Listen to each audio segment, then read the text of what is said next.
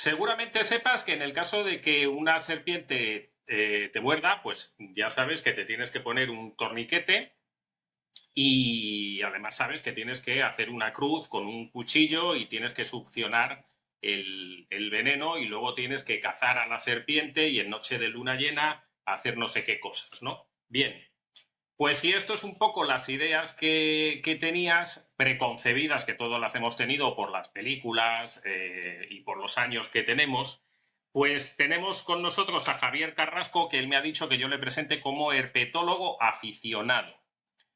Hoy vamos a descubrir si de verdad es aficionado o es más que aficionado y en próximas entrevistas, porque resulta que yo le hablé de esta y luego él me va picando, el término en España es picar, me va escribiendo mensajes y me dice, oye, Sí.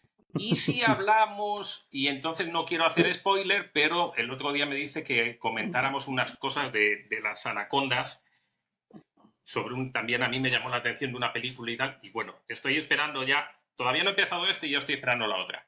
Y luego me comentó de cocodrilos, que aquí en Costa Rica sabes que es un tema bastante también interesante, o sea que imagínate todo lo que se viene, pero hoy a lo que estamos. Hoy queremos que nos desmienta o que nos aclare o que nos diga que está en lo correcto sobre 10 Ujú. mitos de las serpientes. ¿Qué es lo que nos trae al caso? Porque yo el otro día pues hice un vídeo sobre serpientes, que lo puedes echar un vistazo ahí, pero era un vídeo pues mínimo. Y ahora Ujú. ya contamos con un profesional para que nos lo explique. Así que lo primero que nos tiene que explicar de todo es, ¿vale? ¿Es útil lo de succionar el veneno que habíamos visto en las pelis? No solamente no es útil, sino que es contraproducente en caso de accidentes. Buenas a todo el mundo. Buenas tardes en este caso. Buenos días o buenas noches, depende de a la hora que nos veáis. Lo dicho, no solamente no es bueno, sino que es malo. ¿Por qué es malo un torniquete? Vamos a ver, muchísimos venenos de serpientes tienen fracciones o pequeños componentes que descomponen los tejidos. Entonces, uno de los primeros síntomas que van a provocar en un ser humano, por ejemplo, sería dolor, sangrado por los orificios, pero también una descomposición de los tejidos. El tejido circundante a la mordedura va a comenzar a descomponerse, con lo cual, si nosotros, mediante un torniquete per se, ya es algo que tienes que tener mucho cuidado, tienes que saber qué estás haciendo cuando lo aplicas o te lo aplican, porque es algo que puede ser potencialmente peligroso.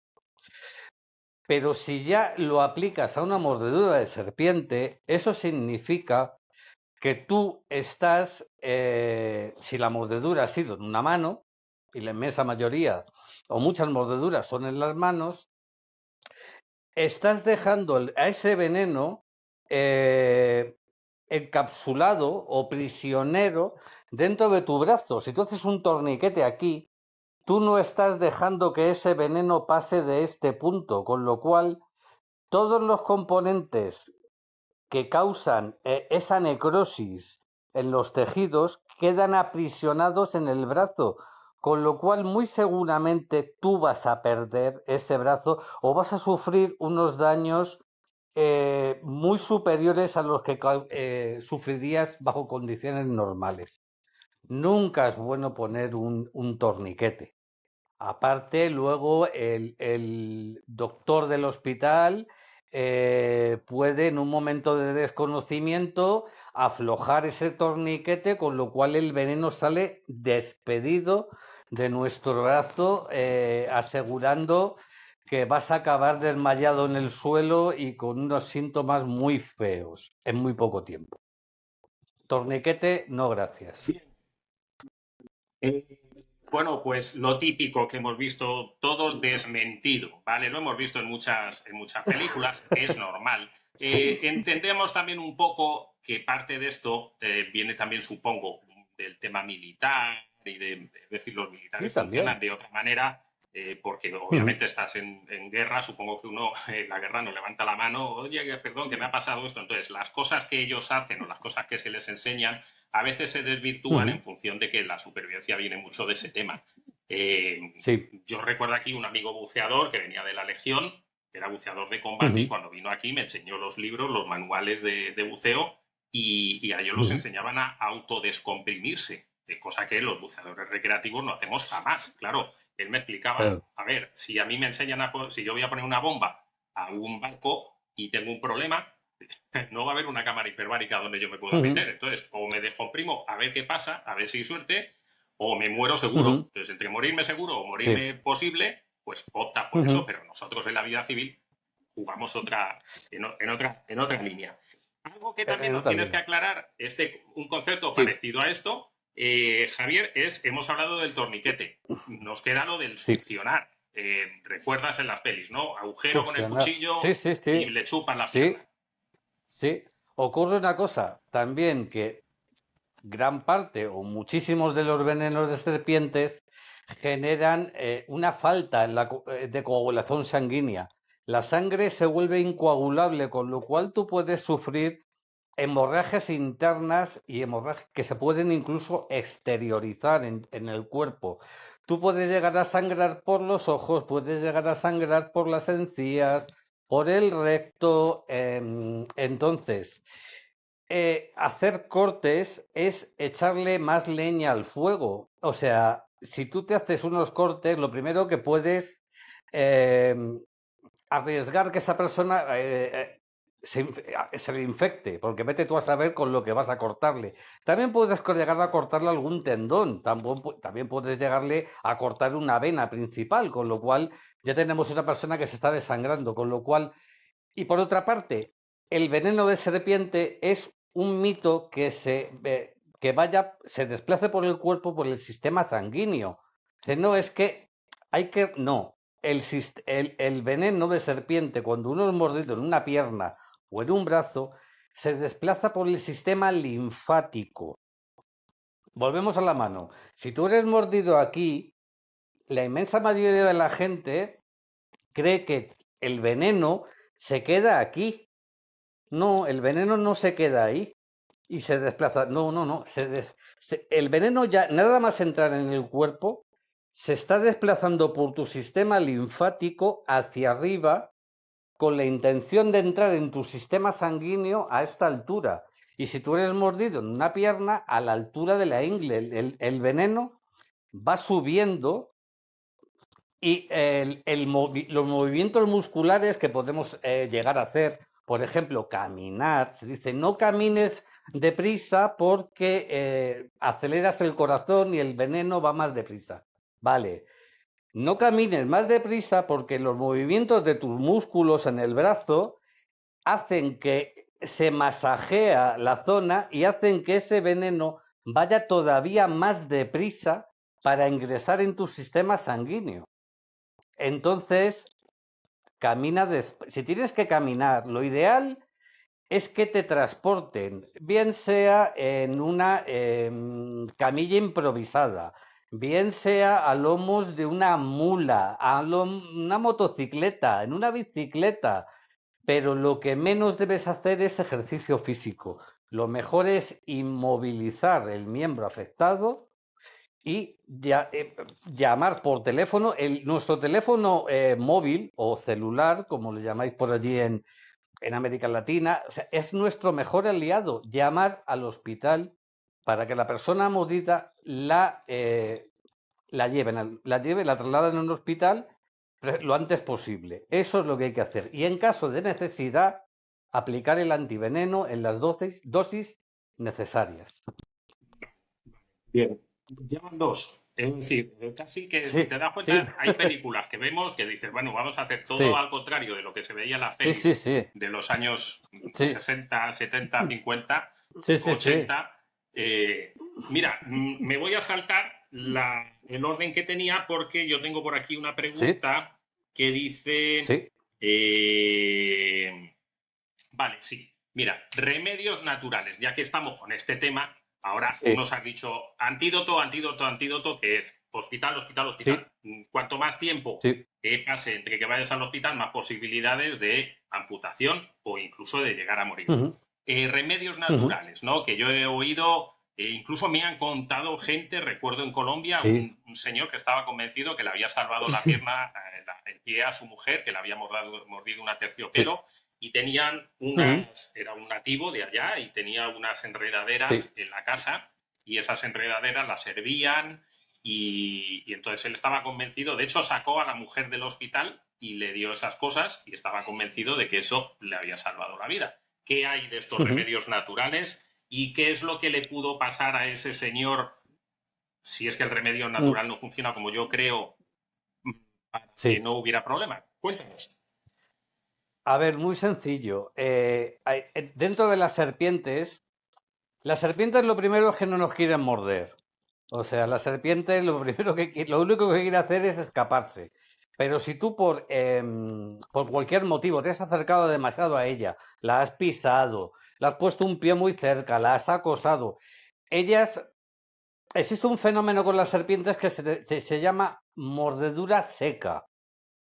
Esto implica, Eso implica que la mitad de las mordeduras de muchas especies, algunas de ellas con muy mala fama, como son la terciopelo, la Botrus asper, de allí de Costa Rica, de Centroamérica, la mitad de las mordeduras, el animal no te ha inoculado veneno. La parte mala de todo esto es que nunca sabemos cuándo la serpiente va a hacer esto, pero la parte buena es que sabemos que lo hace. ¿Qué ocurre con los remedios tradicionales? Basados en plantas, basados en lianas, basados de... Mire, puede que algunos puedan llegar a neutralizar una pequeña parte del veneno, pero no toda. Puede haber componentes que sí, resulta que esta fracción del veneno minúscula de aquí sí que acaba con ella, pero es que tienes una fracción todavía enorme por, eh, por acabar con ella y que te va a matar si sigue circulando por tu sangre. Entonces, los remedios tradicionales, por mucho que nos guste, por mucho que hayamos oído de nuestros abuelos, y ¿cómo te va a mentir tu abuelo? Porque a tu abuelo también le dijeron lo mismo. O sea, somos seres humanos mintiéndonos entre nosotros a través del tiempo. El único fármaco recomendado por la medicina en caso de mordedura de serpiente es el antiveneno. Eso es lo que te va a salvar la vida. El resto no solamente no te va a salvar la vida, sino que además en lo que tú estás preparándote la cocción de hierbas y buscando y cortando el bejuco y espérate que lo encuentre y me lo aplico y a ver qué hace y a ver si hace efecto o no, tú estás dejando que el tiempo pase, estás retrasando tu entrada en el hospital y vas a conseguir que tu mordedura sea peor todavía. Entonces, en caso de mordedura, hospital, inmediatamente. Eso es lo que hay que hacer. Que está muy lejos. Que te monten en un burro, que te monten en lo que sea, pero que te lleven al hospital y que te apliquen antiveneno. Bien, 3 de 3 que nos has desmontado Sí, sí, en un momento. Bien, sí, también un poco como complemento, porque a medida que voy hablando con él o escuchándole se me van ocurriendo cosas. Costa Rica, sabes que tenemos aquí el Instituto Clodomiro Picado. Hoy estoy espeso en el hablar. Y como sabes, bueno, es reconocido aquí a nivel de América Latina por en fin, por la sí, sí, calidad, por sí, los antivenenos que hacen, etcétera. sí. Ellos Ujú, siempre todas las, bueno, pues los documentos, lo que envían, los vídeos, tal, porque aquí hay todavía ujú. nativos y no nativos, por supuesto, pero hacen incluso vídeos exclusivamente para nativos, información para nativos, y al final lo que se les dice siempre es hospital, hospital, hospital. Sí. Ya está, que sí, que luego por el Ujú, camino te quieres quitar, porque te mordió en el dedo, pues te quitas un anillo para que no te haga como de sí, torniquete. Pues bueno, que es que no te vas a tomar algo que te estimule. claro. Pues muy bien, vale. Pero que al final eso son cosas mínimas, es decir, que la vida te la van a salvar Sí, si te vas al hospital. Y aquí se habla exacto. normalmente de una ventana de 2-3 horas, en el caso de las terciopelo, que son las que más muerden por cantidad, se habla de una ventana de 2-3 horas hasta que te corten el brazo. Normalmente no te va a matar, el brazo se va a necrosar o la pierna se va a necrosar. Y Sí. siempre se dice, la Cruz Roja al menos siempre me han comentado ellos, los rescatistas, que tienen una ventana en la cual estipulan que 2-3 horas y listo. Aquí en Costa Rica, a 2-3 horas Vale. ya estás en un hospital, a no ser ya un nativo, que sí, que ellos ya pues hay que cruzar ríos y un montón de cosas, pero el común de los mortales, aquí estamos a 2-3 horas. Ocurre una cosa con las mordeduras de serpiente y es que no son una ciencia fija y son algo así como el reino de las variables. A mí, en una charla que tuve la oportunidad de presenciar de una doctora en Colombia, la doctora Lina Peña, que había atendido multitud de mordeduras de serpientes allí en Colombia, me comentaba que ella llevaba salvándole la vida o miembros a la gente durante una muy buena cantidad de años. Y me aseguraba una cosa y es completamente cierta. Dice, todavía no he visto dos mordeduras iguales, aunque sean por parte de la misma especie. ¿Por qué? Porque hay dos, vamos a llamarlo, factores, que uno es la serpiente y otro es la persona. Ocurre una cosa, la serpiente ¿cómo era? ¿Qué medía? 30 centímetros, era un ejemplar juvenil, medía 50, medía 70, medía 1,20 m, medía 1,30 m, 2 metros, en el caso de las terciopelos. ¿Cuánto veneno te inoculó? ¿Te inoculó mucho? ¿Te inoculó poco? ¿No te inoculó ninguno? ¿Y qué te clavó? ¿Un colmillo o los dos? Em, Cuidado con esto porque esto y podíamos seguir un buen rato añadiendo variables a la pero es que nos queda la persona en el otro espectro del tema. Era un niño con menor masa corporal, con lo cual las serpientes no administran dosis pediátricas, con lo cual este volumen en una persona adulta es malo, pero en un niño que tiene menos cuerpo es infinitamente peor. Era un niño sano, era una persona, era un adolescente, era una persona joven y fuerte, era un anciano, tenía enfermedades previas que puedan verse aumentadas inclusive con la acción del veneno. Como vemos, esto es el reino de las variables. Por eso te digo que nunca hay esto de decir, no, es que tienes. Vamos a ver, lo más fácil es que tú no fallezcas. Tienes multitud de tiempo para acudir al hospital. Por supuesto, hay una serie de graduaciones en cuanto al envenenamiento. Hay, creo que son 4, ¿no? Grados de envenenamiento. Uno es el cero. El cero implica que es una mordedura seca. El animal no te inoculó ningún tipo de veneno. A ti te muerde una terciopelo de 2,20 m, te clava los colmillos hasta el hueso y dices, estoy muerto. No, no te he inoculado veneno. Eso es así. Pero nunca sabemos cuándo lo van a hacer. Luego tenemos el envenenamiento de grado 1, que es el envenenamiento leve. Es un envenenamiento que, bueno, por supuesto ya es mucho peor que el grado 0. Es un grado 1, pero es leve. En muchos animales esto, bueno, vas a tener sintomatología local, pero no vas a tener daños sistémicos. Por ejemplo, tu sangre va a seguir coagulando bien, no vas a tener problemas. En caso de neurotoxinas, no se te van a empezar a caer los párpados, síntoma este de que mal asunto. Y luego tenemos el grado 3. El grado 3 es lo diré, ¿cómo se llama? Era nulo, leve, ¿cuál era? Moderado, sí, el envenenamiento moderado, cierto. Ahí sí que ya tienes problemas. Tienes problemas porque aparte de los, eh, de los daños locales que pueda producirte, te va a producir también síntomas sistémicos. Esto implica que tu sangre no va a coagular bien. Eso significa que vas a sufrir posiblemente daños renales. Eso significa que vas a tener una serie de sintomatologías que atentan directamente contra tu salud. Y luego, por último, tenemos el envenenamiento grave. Es lo mismo que el moderado, pero con esteroides. O sea, la serpiente te mordió y te ha inoculado una muy buena cantidad de veneno. Pero por lo demás, se tiene tiempo para esto de me ha mordido, estoy condenado a muerte. No.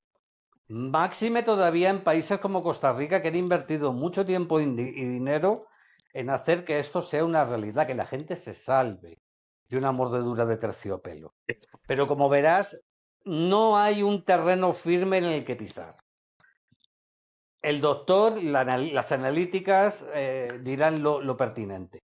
Perfecto, perfecto. Sigo. Esto no es un mito, desmentir un mito, sino que esto sí necesitamos consultártelo porque, vale, hasta ahora estamos asustando a todo el mundo, ¿no? Todo el que vaya a venir a Costa Rica de viaje se piensa que va a haber serpientes por todos los lados, que no es así. Las serpientes están en sitios concretos, en determinadas horas, en la caída de la tarde, en la noche, en la mañana, que es cuando salen a cazar. El resto del día ellas están echándose la siesta permanente desde la mañana hasta la tarde, digiriendo o simplemente debajo de una roca. Ahí está el peligro, meter la mano y tal. Pero es importante que nos comente, porque la gente tiene dudas, cómo nos detectan. ¿Es porque nos ven? ¿Es porque nos oyen? ¿Qué es el tema este famoso de que saca la lengua y no sé qué carajos hace con eso? Claro. Las serpientes lo que hacen con la lengua es oler. O sea, las serpientes tienen nariz, tienen narinas, pero no las utilizan como un órgano para leer. Digamos que lo que hacen es que con la lengua bífida, recogen partículas del ambiente, partículas olorosas, la introducen en la boca y dentro de la boca, en el paladar, tienen un órgano que se llama órgano de Jacobson, donde ellas analizan esas partículas olorosas. Es así de sencillo y así de complicado. No huelen con la nariz, huelen no con la lengua tampoco, sino con ese órgano que tienen ahí. Entonces, ¿cómo nos detectan? También con la vista. Hay serpientes que ven muy bien, tienen muy buena vista, y hay serpientes que ven no tan bien. Parece ser que detectan más el movimiento que la forma, aunque, repito, hay serpientes que ven muy bien. Las culebras bastardas aquí en España tienen muy buena vista y te ven desde una muy buena distancia y huyen corriendo, por ejemplo. Y el tema este de que tú puedes ir caminando y si vas pisando, ellas te van a Sí, claro, encontrar. ellas tienen el vientre posado en el suelo, entonces ellas sienten las vibraciones, entonces saben que algo grande viene, entonces pues sí, resulta bastante conveniente no andar despacito, sino tampoco vas a ir pegando pisotones, pero sí que resulta andar normal. Somos mamíferos de 60, 70, 80 kilos. Entonces, generamos unas buenas vibraciones cuando andamos por donde quiera que vamos. Entonces, es una combinación de varios sentidos. Olfato, porque nos huelen, vista, porque nos pueden llegar a ver, y luego está el último, que sería en el caso de según qué serpientes, porque no todas las serpientes tienen estos órganos que te voy a comentar ahora, que son las llamadas fosetas termorreceptoras. Entonces, ¿qué es esto? Estos son dos orificios, en el caso de las víboras, no todas las víboras los tienen, solamente las víboras de fosetas, por eso se las llama así, porque poseen estas fosetas. Las víboras norteamericanas las poseen todas y son una especie como de agujeros que el animal tiene en la cara y que apuntan hacia adelante. El epitelio dentro de estos agujeros está tapizado de una forma tal y con una serie de órganos que son sumamente sensibles a las variaciones de décimas de grado en el calor del ambiente. De tal manera que un animal de estos, si tú lo privas de la vista, imagínate que le tapas los ojos, si tú vamos a decir que le impides sacar la lengua, entonces le has dejado que no puede ni oler, ni puede ver, Pero tú la dejas estas fosetas, se las dejas al aire, el animal te puede detectar perfectamente en la oscuridad más absoluta. O sea, en la noche sin luna más negra y más profunda que haya, sabe que tú estás ahí. Y es más, se han hecho experimentos con ella y se ha visto que cazaban ratas sin el menor de los problemas. Es así. Entonces, O sea, estamos sí, hablando, me viene, me viene a la mente, pero, es que es esto lo que me estás contando. O sea, estamos hablando de la peli Depredador cuando sí, el tío al final se sí, cubre de sí, barro, sí, sí, que es la única cosa, sí. pero en este caso es que ni con barro. O sea, Sí, sería una forma similar. Lo que pasa es que están mezclando dos sentidos. Uno es, sería visión térmica, solamente que en este caso, en las serpientes realmente no llegamos a saber cómo ellas interpretan lo que sienten con esas fosetas. Sabemos que detectan el calor perfectamente, en unas variaciones de grado ínfimas, de décima de grado. Ojo, pero no sabemos cómo ellas lo ven ya, ya. o cómo se combina, si es que se combina con el sentido de la vista. O sea, pero sí, el símil del Predator es una buena forma de verlo, de explicarlo. Es capaz te localiza en la oscuridad perfectamente por el calor que emana de tu cuerpo, por los infrarrojos que emanan de tu cuerpo. O sea, una rata en una selva o un pajarito no tendría, en teoría, escapatoria y sería fácilmente detectada por la serpiente que está cazando. También hay boas y pitones que poseen ese tipo de fosetas, pero presentan una forma diferente a la de las víboras de posetas. Boas y pitones presentan una especie como vamos a llamarlo, de fisuras en la cara en un número muy superior al que presentan las víboras. Y también volvemos a lo mismo, perfectamente capaces digamos que es un sexto sentido, es una forma una herramienta que las ayuda a sobrevivir en los hábitats donde viven, ni más ni menos. Bueno, pues apasionante, apasionante. Ya de paso le hacemos, le echen un vistazo de Depredador, que además yo vivo cerca de un sitio así. Fui a pescar hace tiempo y hace muchos Ujú. años y siempre me recuerda la última escena de Depredador cuando cae en esa especie de manglar y tal, porque yo vivo al lado de Sí, uno igual. Vale. cuidado con eh, los cocodrilos. sí, sí, sí. Y hasta los tiburones dicen que suben por ahí. No sé si será cierto. Sí, Mira, los toros sí.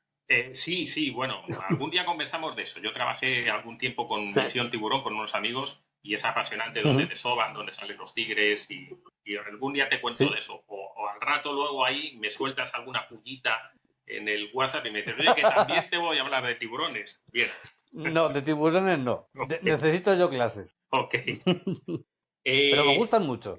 una, un tema que aquí también se habla mucho, ¿no? Que dicen, no, Sí. es mejor que te muerda una adulta que una pequeña porque el veneno de las Mm, pequeñas es más potente. no. O sea, puede que sea diferente. En casos contados, a lo mejor puede que incluso, sí, bueno, tenga mayor potencia en según qué aspectos. Pero es que ocurre una cosa. Y este mito también va acompañado del hecho de que las serpientes juveniles o las muy jóvenes no controlan la cantidad de veneno que inoculan. Eso vamos a dejarlo para luego. Vamos a ver, ocurre una cosa con las serpientes juveniles y es que inoculan esta cantidad de veneno. Esta.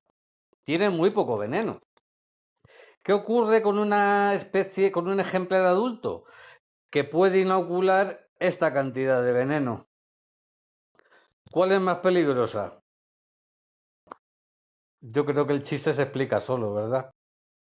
¿Que por esto hay que pensar que esta serpiente que te inocula esto es inofensiva? No, no es inofensiva, para nada.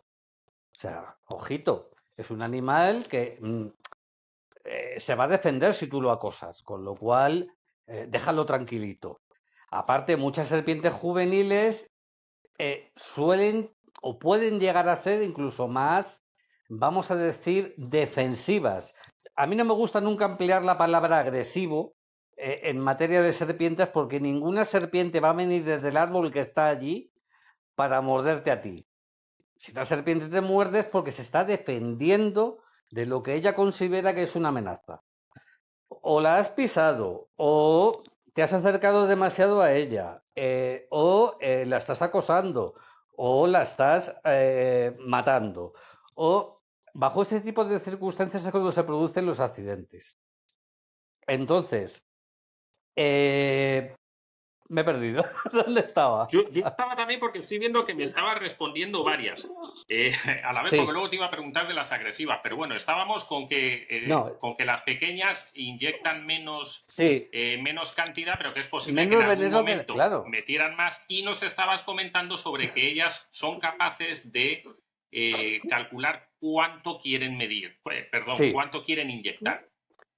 Mira, estaba con lo defensivas que pueden llegar a ser los ejemplares juveniles. En algunas especies sí que pueden ser defensivas. ¿Por qué? Muy sencillo, porque la infancia de una serpiente es la época más complicada para ellas porque son comida para todo el mundo. Entonces, si no se defienden, se las comen. De hecho, la inmensa mayoría de los ejemplares que nacen de una camada acaban todos en el estómago de los depredadores, por mucho veneno que tengan. Entonces se tienen que defender, ni más ni menos. Sin embargo, una serpiente adulta tiene menos depredadores, con lo cual es más tranquila o tiende menos a defenderse. Ahora bien, lo que comentábamos de el tema de que las serpientes no regulan perdón, los ejemplares juveniles no regulan el veneno que inoculan. Una serpiente, una víbora terciopelo recién nacida es una copia en miniatura de un adulto. Tiene las mismas glándulas, tiene los mismos instintos, tiene los mismos, pero todo en reducido. ¿Qué ocurre con las serpientes? Las que son venenosas, que tienen un perfecto control sobre lo que se llama o se denomina aparato inoculador. ¿Qué es el aparato inoculador? Bueno, pues el aparato inoculador consta de las glándulas, bolsas de veneno que tienen situados a ambos lados de la cabeza, consta también de unos conductos y consta de unos colmillos situados en la parte frontal de la boca, que son a los que van conectados estos conductos, ¿no? Digamos que tienes la bolsa de veneno, el conducto y al final del conducto el colmillo. ¿Qué ocurre con esas bolsas de veneno? Que están rodeadas de músculo estriado. Tenemos dos tipos de músculo, uno es el liso y otro es el estriado. Músculo liso es involuntaria su acción, el corazón, por ejemplo. Nosotros no tenemos que darle órdenes al corazón para que funcione, él funciona. Pero para abrir y cerrar una mano, que son músculos estriados, sí que tenemos que enviar una orden para que trabaje, ¿no? ¿Qué ocurre con esta musculatura que envuelve estas bolsas? Que la serpiente tiene pleno control sobre ellos, sobre esos músculos. Entonces lo aprieta poco, mucho o nada. Y es más, o sea, puede perfectamente, bajo su voluntad, inocular veneno con los dos colmillos delanteros, con el derecho, el izquierdo, los dos o con ninguno de los dos. O sea, tienen un pleno control sobre sus glándulas venenosas. ¿Qué ocurre? Que la inmensa mayoría de las mordeduras no acarrean veneno. Y por eso lo que comentábamos antes, no es que se ha salvado, le ha mordido una terciopelo y se ha salvado. ¿Que era una terciopelo? Sí, claro que era una terciopelo, pero no inoculó ningún tipo de veneno. Correcto, correcto, correcto. Bien, Llevamos 8, aunque no lo creáis, nos faltan 2. Lo que pasa es que muchas de ellas han ido enlazando, entonces no le vamos a volver a preguntar lo mismo, porque, por ejemplo, teníamos preparado si son agresivas, ya nos lo ha comentado, en fin. Ya tenemos 8 mitos desmentidos y nos quedan 2 que son muy interesantes. Uno de ellos es que a todo el mundo, aquí, por ejemplo, pasa con las serpientes marinas. Es verdad que hay serpientes como la marina que no hay antídoto para ese veneno. Sí. Sí, es cierto, hay serpientes para las que no existe. El único país del mundo que fabrica antídoto para serpientes marinas es Australia. ¿Qué ocurre con las serpientes marinas que viven son 2 especies, que viven en América? Ocurre que no muerden nunca a nadie. Entonces, destinar miles de euros o de dólares en fabricar un fármaco que no se va a utilizar, pues es como tirar el dinero, ¿no? Las serpientes marinas no solamente no son agresivas, sino poco defensivas, pero no por ello no hay que tenerle el merecido respeto que se merecen. No deja de ser un animal venenoso que en un momento dado, si tú lo manipulas, pues puede causarte un problema. Lo mejor, dejarlas tranquilas. Si te las encuentras, la gente se las suele encontrar cuando la corriente las empuja a la playa y se las encuentran varadas. Son animales que no pueden reptar sobre tierra firme. Están tan adaptadas a la vida en el mar que no pueden reptar. No tienen ni escamas ventrales ni la musculatura necesaria. Mire, un palo de 1 metro, meterlo por debajo y devolverlas al agua. Siempre manteniendo las distancias. Siempre. No, pero es que la puedo coger de la cola. Dedos y serpientes, mejor no. Evita el problema para no tener que ir al hospital. Genial, genial, genial. Esta es muy importante porque, mira, esto me ocurrió a mí. Yo estudié aquí en Costa Rica buceo y luego me hice instructor y un montón de cosas y tal, y he estado muchos años de mi vida, por lo menos 15 años dedicado al mundo del buceo, y en una época en la que yo trabajaba en un centro de buceo en Quepos, yo recuerdo que yo mismo creía que en algunas inversiones que hacíamos veíamos serpientes marinas. Yo siempre pensé que esas eran serpientes. Y recuerdo que en un momento, un día, le consulté a una de las chicas que fue instructora mía, que era bióloga, y no le consulté, le dije, sí, es que he visto una serpiente marina. Y me dice, ¿cómo? ¿Qué has visto? Sí, claro. Pero si yo no la he visto nunca desde que estoy aquí, digo, bueno, pues yo la veo todos los días. Y entonces ya bajé un día con ella y me dijo, no, tú lo que eres es tonto, que es otra cosa, es una especie aparte. Porque lo que estás viendo no es serpiente marina, era un tipo de morena que se confunde con las serpientes. Y entonces me dijo, no te molestes, no la vas a ver, al menos yo en que pues no la he visto. Y luego ya sí la vi años después, cuando ya empecé a trabajar con el oceanográfico en Punta Arenas, ellos la tenían en cautiverio, una haya que no se exhibía al público, estaba aparte, no, bueno, yo no sé si luego ya la exhibieron. Entonces muchas veces lo que creemos o lo que confundimos ni siquiera son serpientes marinas, ¿no? Que al final es una simple morena que sí, que tiene dientes y todo lo que tú quieras y tienen pues los dientes muy negros porque son carroñeras y tal, pero que ahí no hay un veneno que nos vaya a matar, que además es que, como bien dices tú, se dice, ¿no?, que la boca es tan chiquitita que como no sea que te muerda en los pliegues o algo. Cuidado con. Sí, no, ok. Cuidado con. Siempre se habla de que los accidentes vienen de niños, ¿no? Que juegan con ella de alguna manera o que interactúan claro. de manera absurda. Es muy común ver a la gente que con toda su buena intención, las agarra de la cola y como tienen una musculatura que fuera del agua son muy torpes, se las llevan al agua y las liberan y lo hacen con toda su buena intención. Pero mira, si le empleas un palo, nunca tendrás un problema. Entonces... Está el macho alfa, vamos a ver, es que un hombre que No, pero es que... Que sí, lo sé. Macho Macho y serpiente en la misma frase, mal. Es correcto. Ent- Es correcto, pero están Luego siempre. viene sí, sí, sí.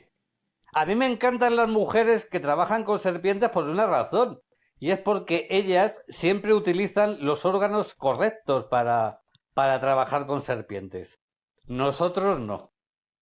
Es correcto. Yo ahí te la dejo. Sí, A sí, buen sí. entendedor, No hay, pocas no palabras. hay vuelta de hoja. Eh, Y esta es la última de esta entrevista, que luego vienen más. Y os va a sorprender de ujú, verdad las próximas que vienen.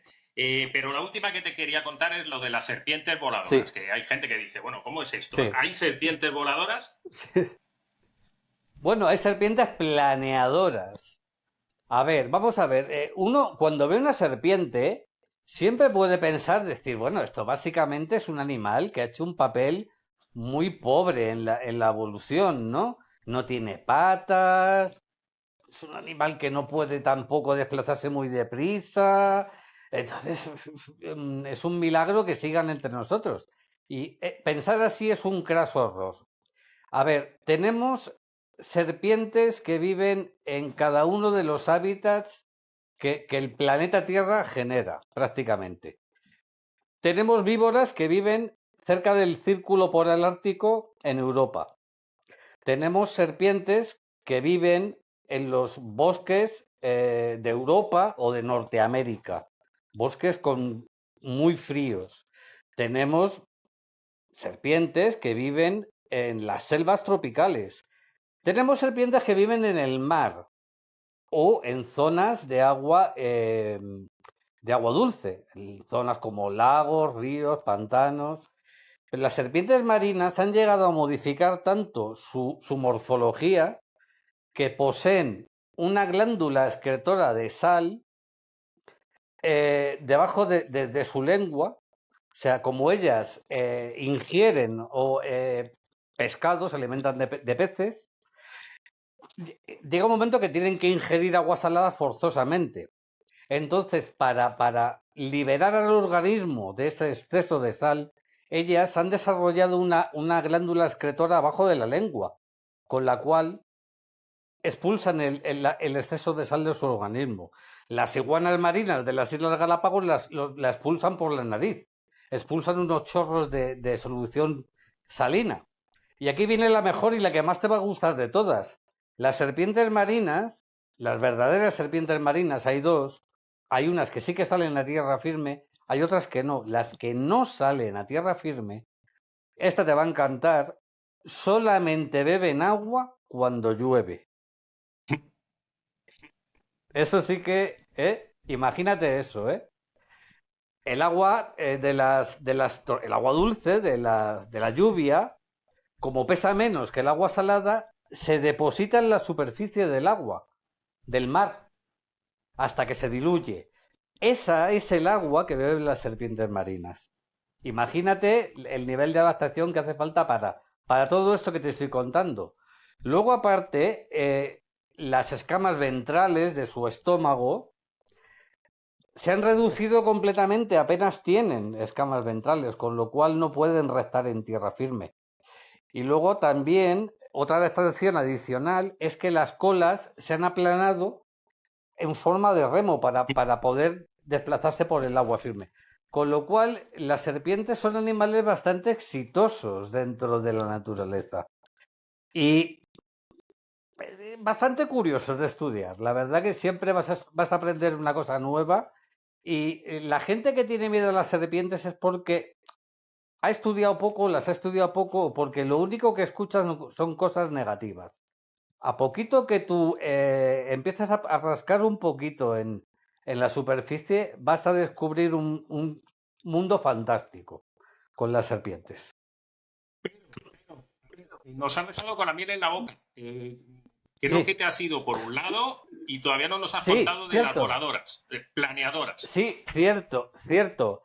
Entonces, faltaba un hábitat por colonizar, el cielo.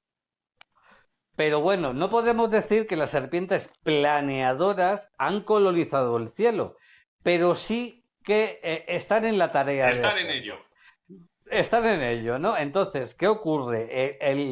Las serpientes del género Crisopelea o serpientes voladoras, no son voladoras, pero bueno, tienen un mecanismo muy eficaz para planear en las selvas donde viven.